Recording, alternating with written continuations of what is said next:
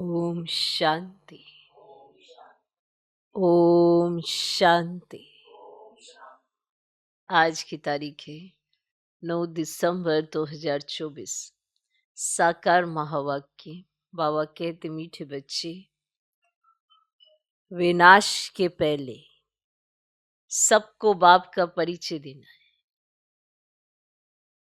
विनाश के पहले सबको बाप का परिचय देना है। धारणा कर दूसरों को समझाओ, तब ऊंच पद मिल सकेगा। धारणा कर दूसरों को समझाओ, तब ऊंच पद मिल सकेगा। बाबा कहते, मीठे बच्चे, विनाश के पहले सबको बाप का परिचय देना है। धारणा कर दूसरों को समझाओ, तब ऊंच पद मिल सकेगा। आज का प्रश्न, राजयोगी स्टूडेंट्स को बाप का डायरेक्शन क्या है? राजयोगी स्टूडेंट्स को बाप का डायरेक्शन क्या है? उत्तर, तुम्हें डायरेक्शन है कि एक बाप का बनकर फिर औरों से दिल नहीं लगानी है। तुम्हें डायरेक्शन है कि एक बाप का बनकर फिर औरों से दिल नहीं लगानी है। प्रतिज्ञा कर फिर पतित नहीं बनना है। प्रतिज्ञा कर फिर पतित नहीं बनना है।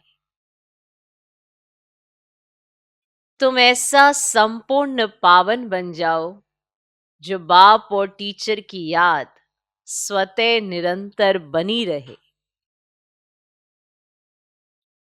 तुम ऐसा संपूर्ण पावन बन जाओ जो बाप और टीचर की याद स्वतः निरंतर बनी रहे।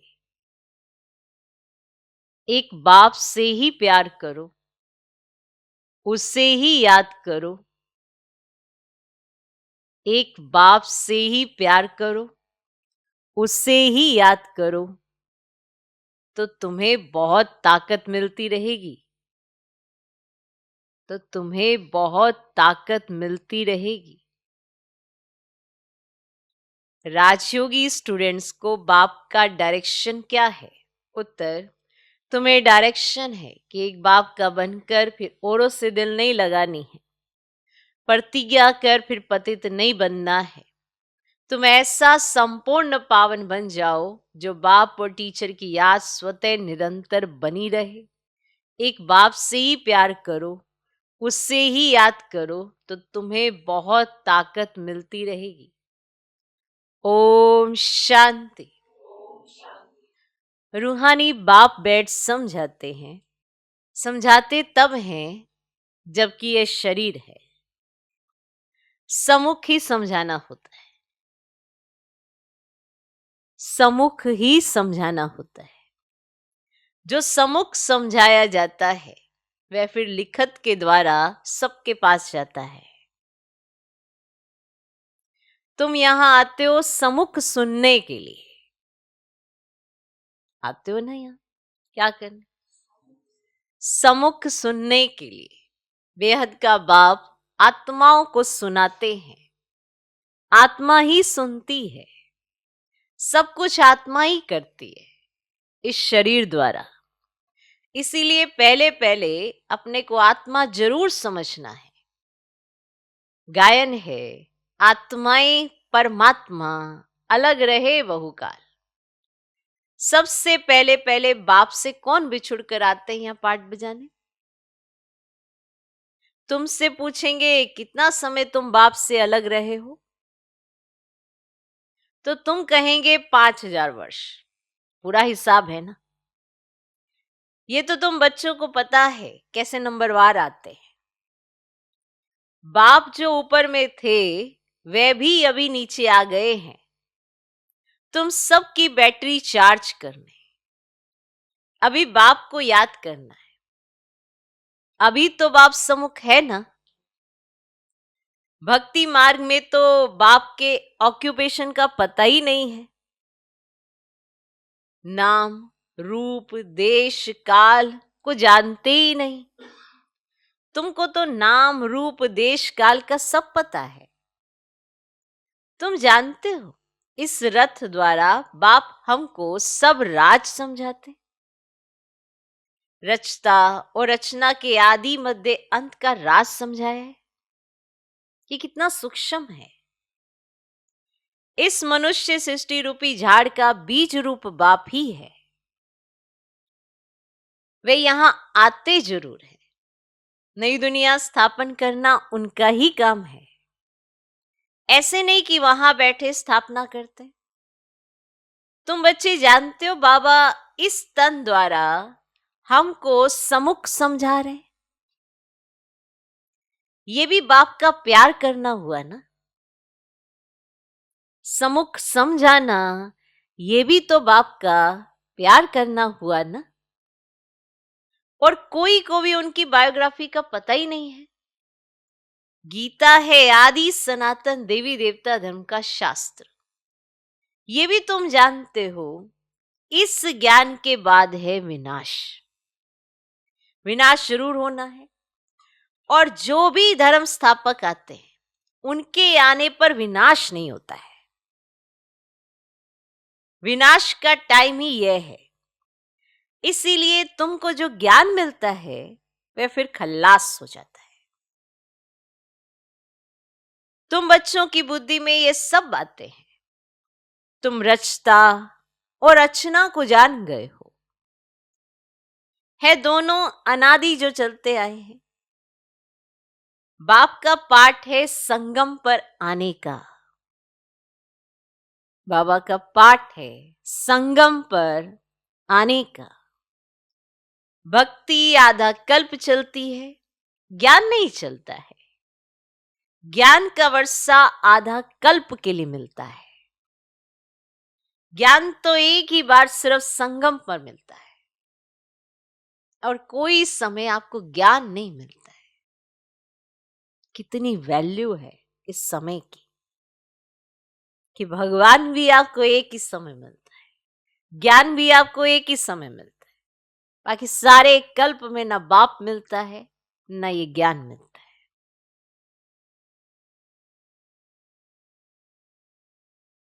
ये क्लास तुम्हारा एक ही बार चलता है। ये क्लास भी एक ही बार चलता है। तो इस क्लास की भी कितनी वैल्यू होनी चाहिए। ये बातें अच्छी रीति समझकर फिर औरों को समझाना भी है। पद का सारा मदार है सर्विस करने पर। आपने कितनी धारणा की, कितनी धारणा से आपने दूसरों को समझाया।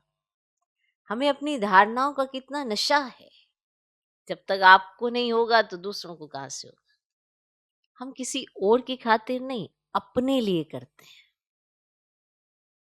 तो पद का सारा मदार है सर्विस करने पर।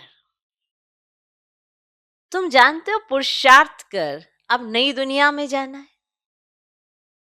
धारणा कर और दूसरों को समझाना, इस पर ही तुम्हारा पद है। कितनी तुम्हारी धारणा है, कितना तुमने उस धारणा को दूसरों के आगे प्रत्यक्ष किया और उस धारणा के आधार पर आपने अपना नशा दिखाया, खुशी दिखाई, तो दूसरों को निश्चय हुआ ना। इसी आधार पर तुम्हारा पद है। विनाश होने के पहले सबको बाप का परिचय देना है और रचना के आदि मध्य अंत का परिचय देना है।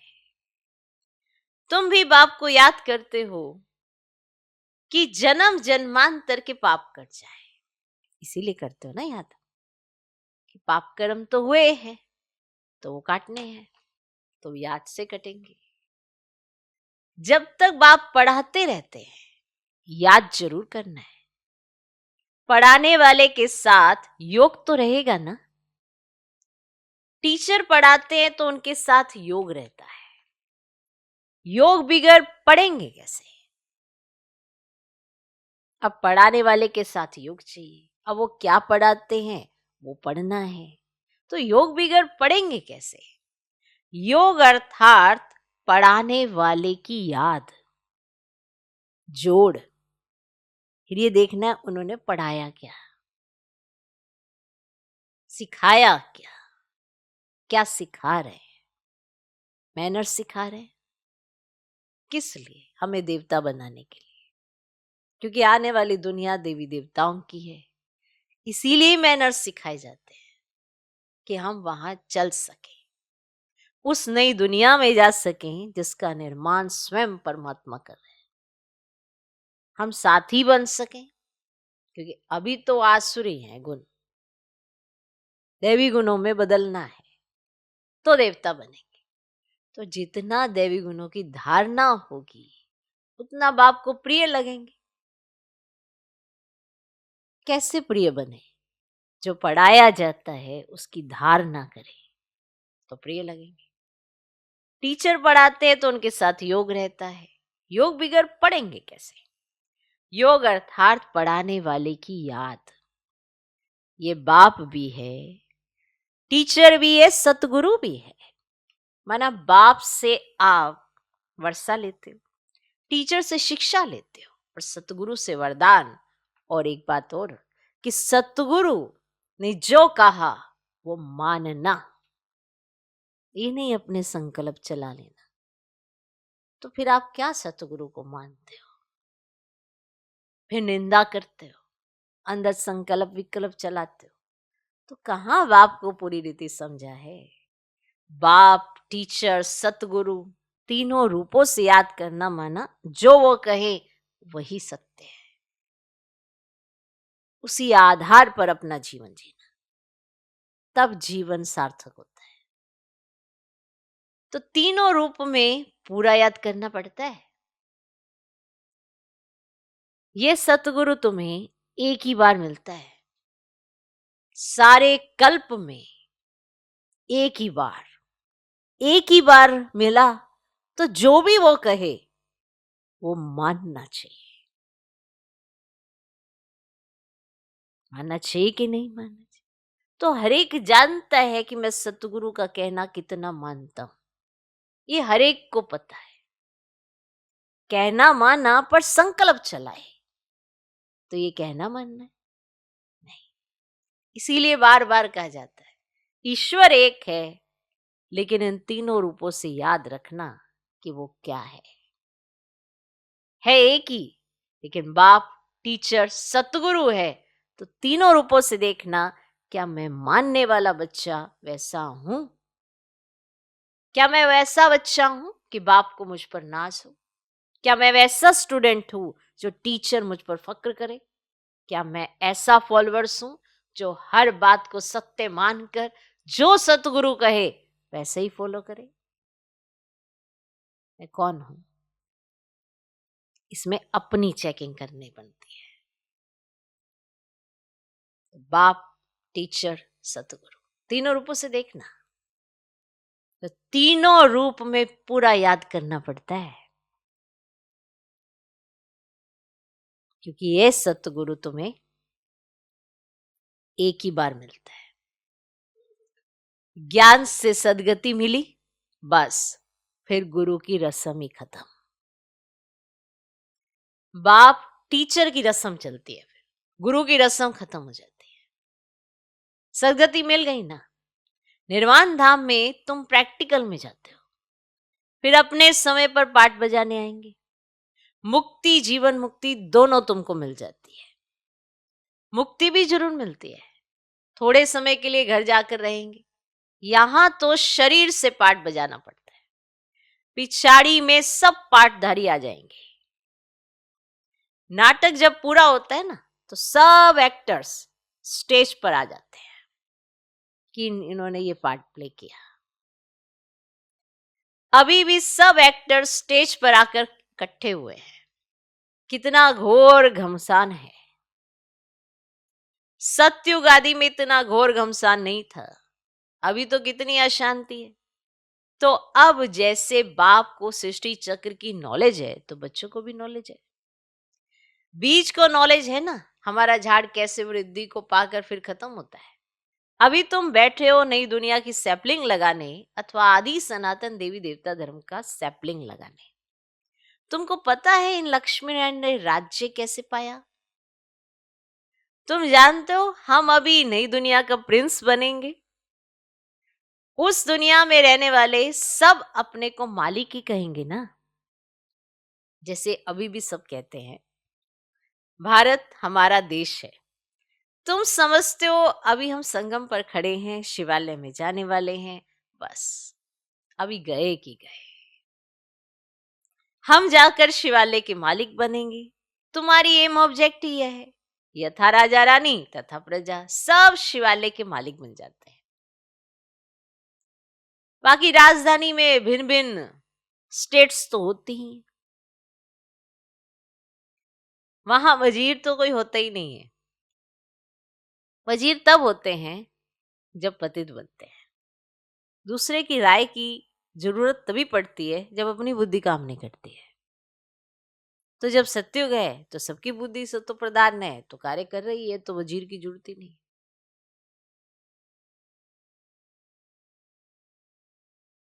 ठीक, तो वजीर तब होते हैं जब पतित बनते हैं। लक्ष्मी नारायण व राम सीता का वजीर नहीं सुना होगा,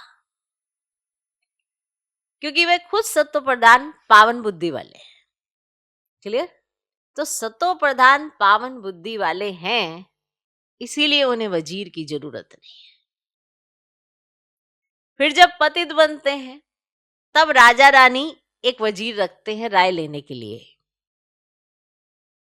जो सलाहकार होता है। फिर उस वजीर को चारों तरफ की इंफॉर्मेशन लेनी होती है ताकि वो राजा रानी को सलाह दे। अभी तो देखो अनेक वजीर है। तुम बच्चे जानते हो ये बहुत मजे का खेल है। खेल हमेशा मजे का ही होता है, सुख भी होता है दुख भी होता है। इस बेहद के खेल को तुम बच्चे ही जानते हो। इसमें रोने पीटने आदि की बात ही नहीं। गाते भी हैं, बीती सो बीती देखो, है ना, बनी बनाई बन रही। ये नाटक तुम्हारी बुद्धि में है, हम इनके एक्टर्स हैं। हमारे 84 जन्मों का पाठ एक्यूरेट अविनाशी है। जो जिस जन्म में जो एक्ट करते आए हैं वे करते रहेंगे। आज से 5000 वर्ष पहले भी तुमको यही कहा था कि अपने को आत्मा समझो। गीता में भी अक्षर है। तुम जानते हो बरोबर आदि सनातन देवी देवता धर्म जब स्थापन हुआ था तो बाप ने कहा था देहे के सब धर्म छोड़ अपने को आत्मा समझो और बाप को याद करो। मन मना भव का अर्थ तो बाप ने अच्छी रीति समझाया है। भाषा भी यही है। यहां देखो कितनी ढेर भाषाएं हैं, भाषाओं पर भी कितना हंगामा है। भाषा बिगड़ तो काम चल ना सके। ऐसी ऐसी भाषाएं सीख कर आते हैं जो मदर लैंग्वेज खल्लास हो जाती है। जो अपनी मदर लैंग्वेज है वो खल्लास हो जाती है, मातृभाषा। जो जास्ती भाषाएं सीखते हैं उनको इनाम मिलता है। जितने धर्म उतनी भाषाएं होंगी, वहां तो तुम जानते हो अपनी ही राजाई होगी और भाषा भी एक होगी। यहां तो 100 माइल पर एक भाषा, यहां ऐसा है 100 माइल आगे चलो एक अलग सी भाषा, वहां तो एक ही भाषा होती है। ये सब बातें बाप बैठ समझाते हैं, तो उस बाप को ही याद करते रहो। इतनी क्लैरिटी, इतना सब कुछ बाबा ने दिया है, तो उसको ही याद करते रहो। शिव बाबा समझाते हैं ब्रह्मा द्वारा रथ तो चाहिए ना। शिव बाबा हमारा बाप है। बाबा कहते मेरे तो बेहद के बच्चे हैं। बाबा इन द्वारा पढ़ाते हैं ना। टीचर को कभी गले से थोड़ी लगाते हैं, बाप तो तुमको पढ़ाने आए हैं, राजयोग सिखलाते हैं तो टीचर ठहराना, टीचर ठहराना। तुम स्टूडेंट हो, और स्टूडेंट कभी टीचर को भाकी पहनते हैं क्या? बताओ। हाँ, स्टूडेंट को बड़ा प्यार आया, टीचर को भाकी पहनने लगे। पहनते हैं क्या स्टूडेंट आके भाग भाग के? नहीं ना। एक बाप का बनकर फिर औरों से दिल नहीं लगानी है। बाप कहते मैं तुमको राजयोग सिखलाने आया हूं ना। तुम शरीरधारी, हम अशरीरी, ऊपर में रहने वाले। कहते हो बाबा पावन बनाने आओ, तो गोया तुम पतित हो ना। जब मानो तुम पतित हो तब तो तुम पावन बनने का पुरुषार्थ करोगे, तब तो मेरी सुनोगे। कई बार उसकी ना सुन के उसको ही सुनाते हैं। क्या मतलब, हम क्या समझते हैं कि हम पावन हैं? उसको कैसे सुना रहे हैं? पतित है ना, तो उन्होंने जो राय दी है पालन करें, पावन बन जाएंगे। कहते हो बाबा पावन बनाने आओ, तो गोया तुम पतित हो ना, फिर मेरे को भाकी कैसे पहन सकते? तुम पतित हो, मैं पावन हूं, तो बताओ मेरे को भाकी कैसे पहन सकते हैं? प्रतिज्ञा कर फिर पतित बन जाते हैं। जब एकदम पावन बन जाएंगे, पिछाड़ी में फिर याद में ही रहेंगे, टीचर को और गुरु को याद करते रहेंगे। अभी तो छी वन गिर पड़ते हैं और ही 100 गुना दंड पड़ जाता है। अब यह तो बीच में दलाल के रूप में मिला है, उनको याद करना है। बाबा कहते हैं मैं भी, माना ब्रह्मा बाबा कहते हैं मैं भी उनका मुर्बी बच्चा हूं। फिर मैं कहां भाकी पहन सकता हूं? ब्रह्मा बाबा शिव बाबा को भाकी पहन सकते हैं, मैं कहां भाकी पहन सकता हूं?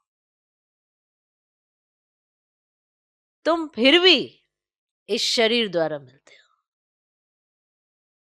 है ना अंतर? ब्रह्मा बाबा शिव बाबा को कहां भाकी पहन सकते हैं वो मुर्बी बच्चे।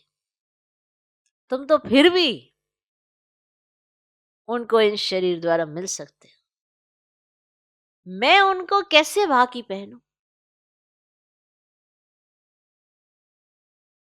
पूछ रहे हैं बाबा बच्चों से, बताओ ब्रह्मा बाबा शिव बाबा को भाकी कैसे पहने? बाप तो कहते बच्चे तुम एक बाप को ही याद करो, प्यार करो। याद से पावर बहुत मिलती है। बाप सरस शक्तिवान है, बाप से ही तुमको इतनी पावर मिलती है। तुम कितने बलवान बनते हो, तुम्हारी राजधानी पर कोई जीत पहन ना सके, इतने बलवान हो जाते हो।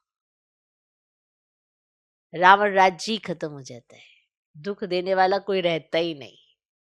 उनको सुखदाम कहा जाता है। रावण सारे विश्व में सबको दुख देने वाला है, जानवर भी दुखी होते हैं क्योंकि रावण का राज्य है ना, तो जानवर तक दुखी होते हैं। कई पूछते हैं कि इन जानवरों ने क्या किया? कुछ नहीं किया, बस रावण राज्य में आए। हर चीज दुखी है इस समय, क्यों? क्योंकि रावण का राज्य है। इसलिए भगवान अपने बच्चों से कहते हैं तुम्हें राम राज्य लाना है तो मेरी बात सुनो, तो इन जानवरों का भी उद्धार हो जाएगा ना। जानवर भी दुखी होते हैं, वहां तो जानवर भी आपस में प्रेम से रहते हैं, यहाँ तो प्रेम है ही नहीं। वहां जानवर तक आपस में प्रेम से रहते हैं और यहाँ मनुष्य आपस में प्रेम से ही नहीं रहते, बात बात में बिगड़ते हैं, बात बात में रूठते हैं। तुम बच्चे जानते हो ड्रामा कैसे फिरता है? इसके आदि मध्य अंत का राज बाप ही समझाते हैं। कोई अच्छी रीति पढ़ते हैं, कोई कम पढ़ते हैं, पढ़ते तो सब है ना। सारी दुनिया भी पढ़ेगी अर्थात बाप को याद करेगी। बाप को याद करना ये भी पढ़ाई है ना। मैंने याद करते हो तो समझ से याद करते हो ना, हर चीज समझ से करते हो तो माना पढ़ाई है। तो याद करना भी एक पढ़ाई है। उस बाप को सब याद करते हैं। वह सर का सदगति दाता, सबको सुख देने वाला है। कहते भी हैं आकर पावन बनाओ, तो जरूर पतित ठहरे। वे तो आते ही हैं विकारियों को निर्विकारी बनाने। पुकारते भी हैं कि हे अल्लाह, आकर हमको पावन बनाओ। उनका यही धंधा है, इसीलिए बुलाते हैं। इसीलिए तो उनको भगवान को बुलाते हैं ना। हर कोई भगवान को याद करता है। कोई अल्लाह कहता, कोई खुदा कहता, कोई ईश्वर कहता, हर कोई याद करता है। क्यों? कुछ तो ऐसा किया ना जो मनुष्य नहीं कर सकता, इसलिए उनको याद करते हैं। तुम्हारी भाषा भी करेक्ट होनी चाहिए। वो लोग कहते हैं अल्लाह, वे कहते हैं गॉड, गॉड फादर भी कहते हैं। और पिछाड़ी वालों की बुद्धि फिर भी अच्छी रहती है, क्योंकि इतनी गिरे नहीं ना, फिर भी अच्छी रहती है, इतना दुख नहीं उठाते। तो अब तुम सम्मुख बैठे हो, क्या करते हो? सम्मुख बैठे हो, क्या करते हो? सम्मुख बैठे हो, क्या करते हो? बाबा को इस भृगुटी में देखते हो? बाबा फिर तुम्हारी भृगुटी में देखते हैं, जिसमें मैं प्रवेश करता हूं। उनको देख सकता हूं। आज पूछ रहे हैं भगवान आपसे कि इनको क्या मिला, तुमको क्या मिला? बताओ, बताओ। शिव बाबा ब्रह्मा तन से तुमको देख सकते हैं। क्या शिव बाबा ब्रह्मा बाबा को देख सकते? वो तो बाजू में बैठे हैं। ये बड़ी समझने की बात है। मैं इनके बाजू में बैठा हुआ हूं, ये भी समझता है हमारे बाजू में बैठा है। तुम कहेंगे हम सामने दो को देखते हैं, बाप और दादा दोनों आत्मा को देखते हैं। तुम्हारे में ज्ञान है? बाप दादा किसको कहते हैं? ज्ञान है कि बाप दादा किसको कहते हैं? ऐसे कह देने से बाप दादा, पर ये ज्ञान है कि बाप दादा किसको कहते हैं? आत्मा सामने बैठी है। भक्ति मार्ग में तो आंखें बंद कर बैठ सुनते हैं। पढ़ाई कोई ऐसे थोड़ी होती है। स्कूल में जाओ, आंखें बंद करो, बैठ जाओ। ये बहुत अच्छा पॉइंट है समझाने के लिए। यहाँ परमात्मा पढ़ाते हैं, तो आंखें बंद करके कैसे बैठोगे? कहीं कहते हैं ना ये आंखें खोल के क्यों बैठे हैं, हम तो ध्यान लगाएंगे कि, तो याद भी तो एक पढ़ाई है। परमात्मा तो पढ़ा रहा है, तो फिर आंख बंद कैसे करोगे? स्कूल में, चाहे स्कूल हो कॉलेज हो, आंख बंद करके बैठते हैं? नहीं बैठते हैं। ये भी तो पढ़ाई है, याद भी एक पढ़ाई है।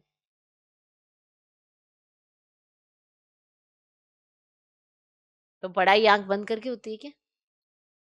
टीचर को तो देखना पड़े ना। ये तो बाप भी है, टीचर भी है, तो सामने देखना होता है। आप कहाँ देखोगे? आसपास नहीं देखना, सामने देखो। बाप भी सामने से ही देखते हैं। सामने बैठ और आंखें बंद हो, झुटका खाते रहे, ऐसी पढ़ाई तो होती ही नहीं। पढ़ने गए, स्कूल में झुटका खा रहे हैं, टीचर को देख नहीं रहे हैं, नीचे करके बैठे हैं, तो पढ़ाई हो जाएगी? ऐसी पढ़ाई तो होती ही नहीं। स्टूडेंट टीचर को जरूर देखता रहेगा, नहीं तो टीचर कहेंगे ये तो झुटका खाते रहते हैं, ये कोई भांग पी कर आए हैं। हाँ? नीचे ही देखे जा रहे हैं, आंख बंद करके बैठे हैं। होता ना, आंख बंद करके बैठ जाते हैं, तो टीचर तो यही कहेंगे कि भांग पी कर आए हो क्या? मैं नीचे ही देखे जा रहे हो, यहाँ आंखें बंद करके बैठ रहे हो। ये तो पढ़ाई है। कितना अच्छा पॉइंट है ये क्लियर करने के लिए कि टीचर पढ़ाते हैं, हम स्टूडेंट हैं, तो आंख खोल करके बैठ के पढ़ना भी है और जब याद भी करना है तो भी आंख खोल के करना, क्योंकि ये पढ़ाई है।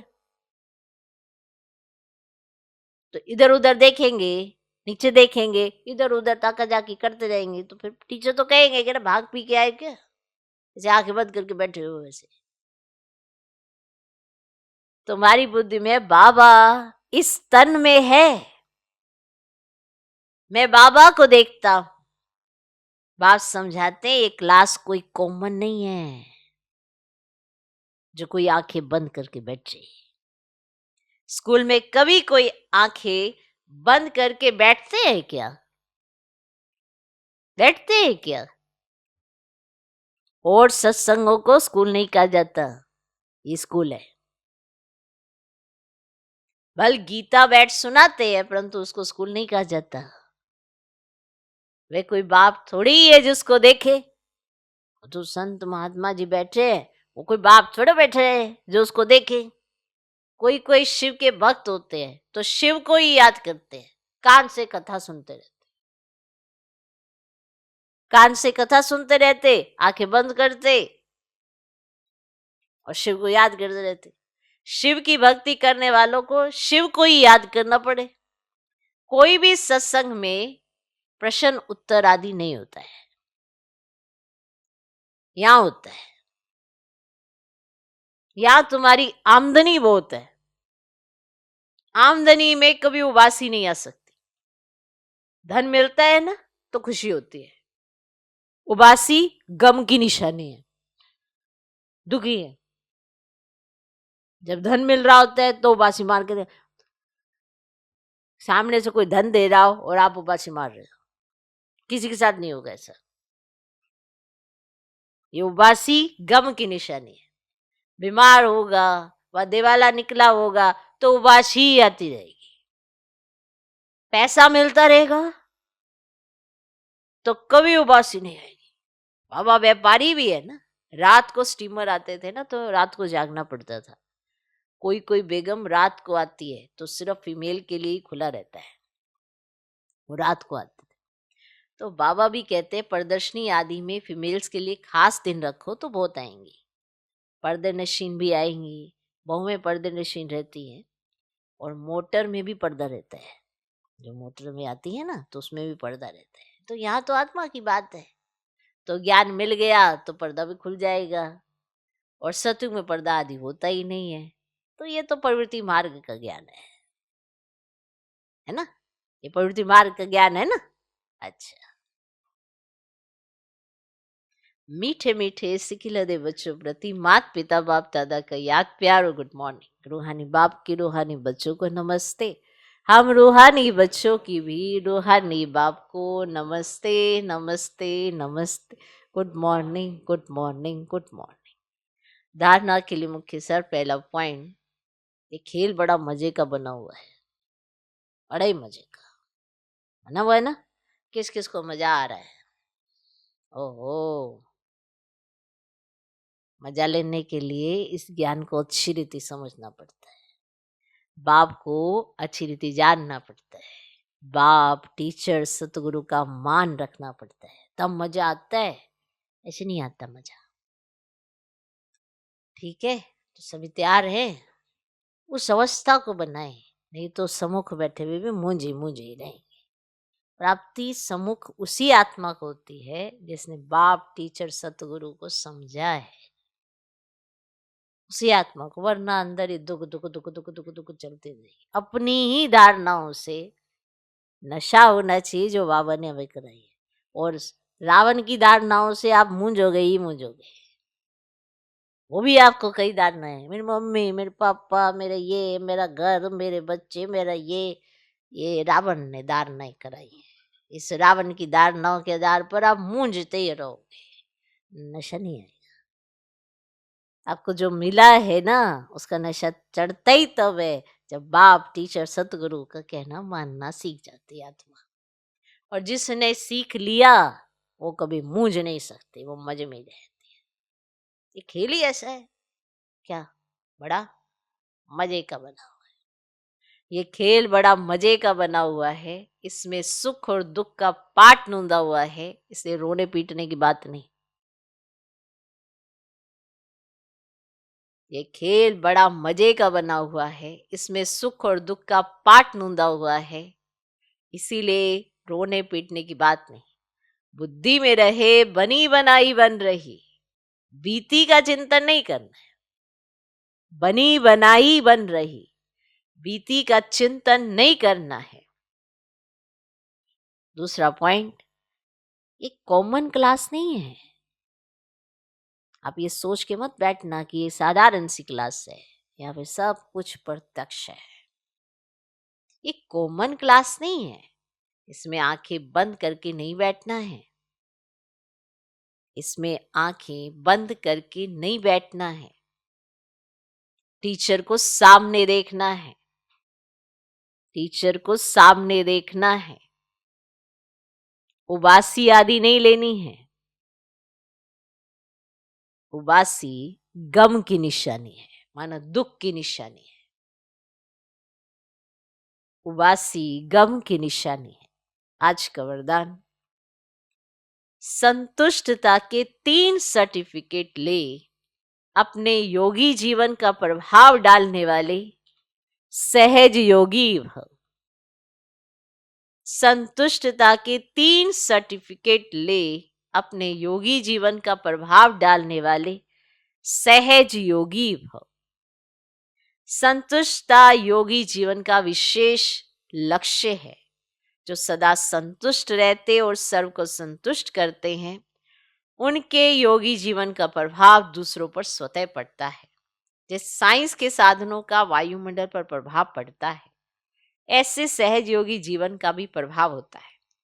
योगी जीवन के 3 सर्टिफिकेट हैं। एक, स्व से संतुष्ट, दूसरा बाप संतुष्ट, और तीसरा लौकिक अलौकिक परिवार संतुष्ट।